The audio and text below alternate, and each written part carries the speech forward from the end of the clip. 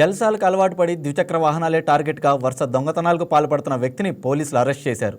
నిందితుడి నుంచి 42 ద్విచక్ర వాహనాలను స్వాధీనం చేసుకున్నారు. కర్నూలు ప్రభుత్వ సర్వజన వైద్యశాలలో ఇటీవల వరుసగా ద్విచక్ర వాహనాల చోరీకి సంబంధించి 3వ పట్టణ పోలీస్ స్టేషన్ పరిధిలో కేసులు నమోదవుతుండడం వల్ల ప్రత్యేక బృందాలుగా ఏర్పడి కేసు ఛేదించామని సిఐ శేషయ్య తెలిపారు.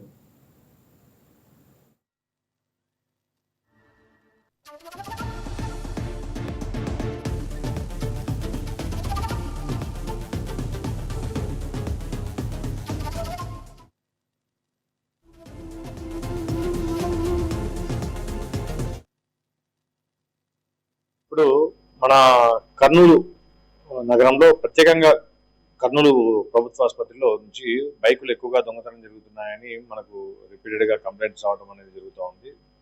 అలాగే రీసెంట్ గా కూడా మన నవంబర్ 29వ తారీఖున ఒక బైక్ దొంగతనం జరిగినట్లుగా కూడా మనకు కంప్లైంట్ రావడం జరిగింది. సో ఈ నేరాలకు సంబంధించి మన జిల్లా గౌరవ ఎస్పీ గారు శ్రీ విక్రాంత్ పాటిల్ ఐపీఎస్ గారు ఆయన యొక్క ప్రతి నెల క్రైమ్ మీటింగ్ లో కావచ్చు, లేకపోతే ప్రతిసారి కాన్ఫరెన్స్ లో ఈ దొంగతనాల మీద ప్రత్యేక దృష్టి పెట్టాలని, ప్రత్యేక బృందాలను ఏర్పాటు చేసి దర్యాప్తు చేయాలని చెప్పేసి మాకు ఇన్స్ట్రక్షన్స్ ఇవ్వడం జరిగింది.